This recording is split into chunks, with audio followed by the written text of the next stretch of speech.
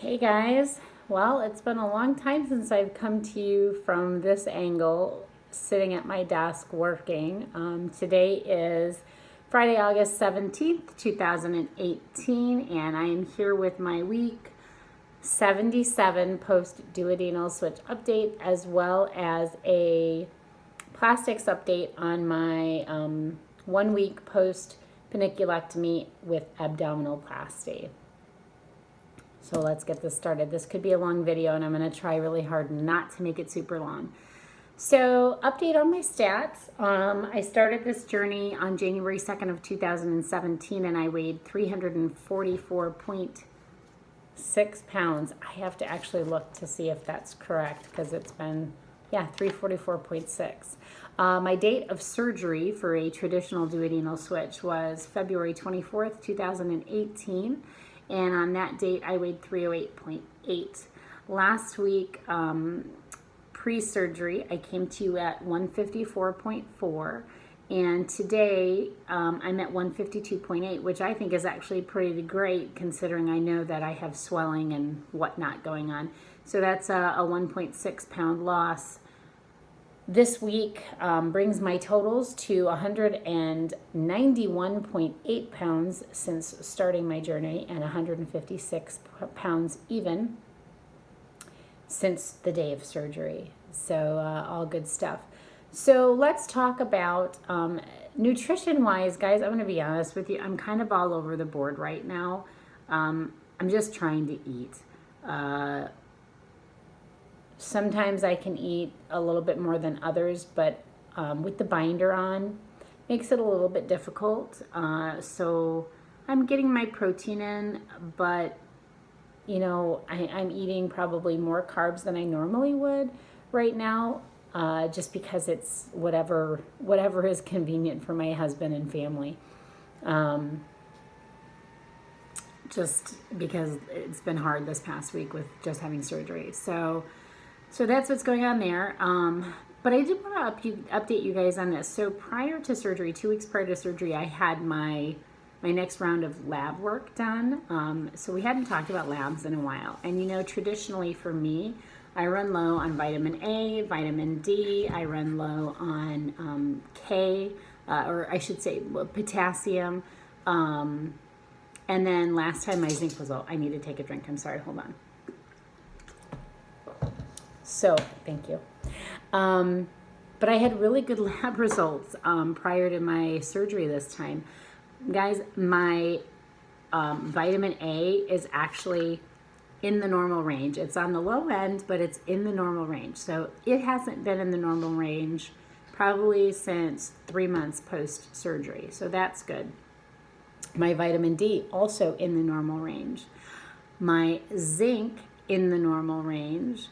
And never has my potassium been in the normal range, and I am in the normal range this time. Again, it's just a little bit into the normal range, but I've always been just below. So that's all really, really good stuff.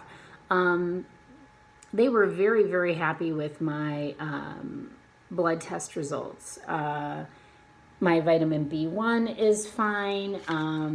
The B12 is fine. Interestingly enough, though, because you have to do a CBC before you have surgery, which is, to check all your blood count levels, like your red blood cells, white blood cells, all of that kind of stuff. So I was a little bit low, barely, just a little bit low I think it was on the red blood cell count. But my iron is okay, but I think it's my iron saturation that is a little bit low. So that's like I believe that's like your reserves. So I'm going to start upping my iron. I had just placed an order for my vitamins, and I just did a 1 month. Normally I do a 3 month supply at a time. So I'm glad I just did a 1 month. Because I'm going to go from taking the 60 milligrams of iron daily to the 90 milligrams of iron daily and see if that helps me. Because again, my iron was okay, but my iron saturation was a little bit low. Protein levels were actually a little bit low. I mean, just barely low. So I found that interesting considering the fact that I've been really trying to get more protein in my diet. So clearly more protein is what's needed. So yeah, but I was really pleased with my labs, and so was the doctor, and that was really good. So yay, because I am approaching my 1 year, 6-month post-op, which will be next week actually. Hard to believe. So let's give you an update on what's going on with plastics. Oh y'all, sorry. I've had to get up extra early, even though I'm up most of the time with my daughter this week since she started high school, and this is a whole new schedule for her. So I'm making sure I'm up. But at any rate, so I went to the doctor's office yesterday because, as you'll recall, I had a big wound. And I did take pictures of it, and I spoke to a friend of mine, and we decided I'm not going to post those pictures, only because I don't want to scare anybody. They're fairly ugly looking and graphic.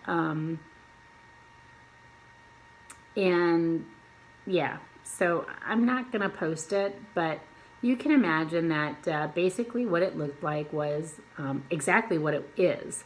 So it is a skin rip. And it was definitely caused from removal of the wound vac dressing. Guys, I can't tell you enough how unbelievably strong that wound vac dressing was. Okay. Yes. Do I think that the PA I had could have been gentler and taken more time? 100%. But I will tell you that the PA who I saw yesterday, his name is Trevor, and he actually was in the surgery with Dr. Kane. So he was very familiar with my body and what was done and what was, the dressings and etc. He said that it almost always occurs that some sort of a skin rip will occur when removing the wound vac dressing. It's unfortunate, but he said what happens is your skin is already so thin, and there's just spots that it can't hold up to the removal very well. I don't think it needed to be as big as it is. That's all I'm going to say. The good thing is Trevor really put my mind at ease. There is no infection, none whatsoever. And interestingly enough, where I thought there were more, like maybe starting because it was that burning sensation, there wasn't anything. He thinks that sensation I'm feeling is an internal feeling almost from the drain on the right hand side. He did remove my left drain, so I'm down to one drain, guys. One drain, yahoo. And he put some like a triple antibiotic cream on that open hole after he removed that.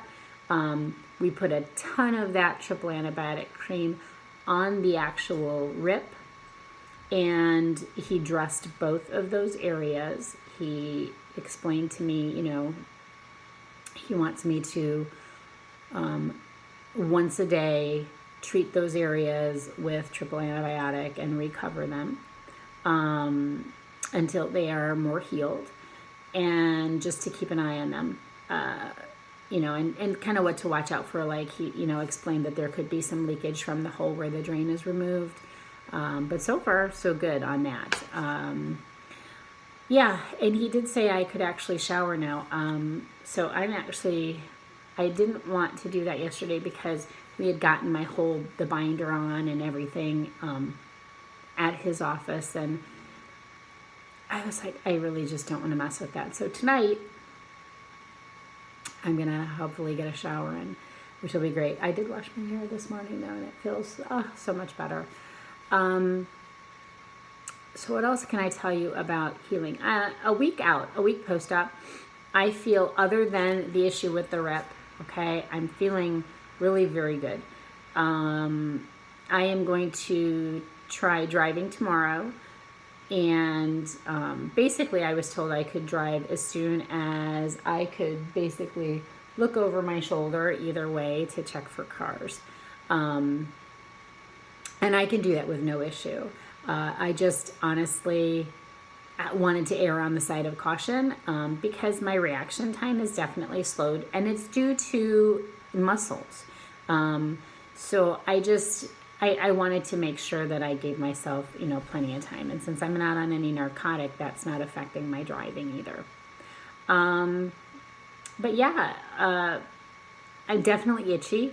The skin, it's very interesting.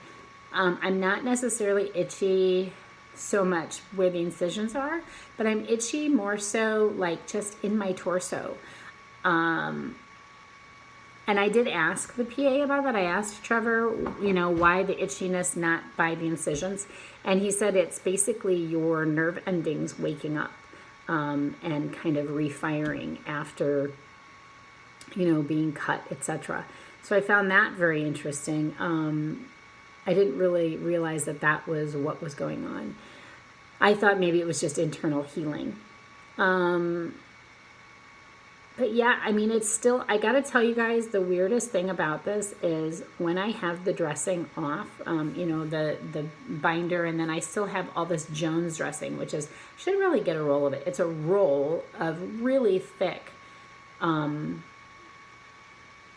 pad.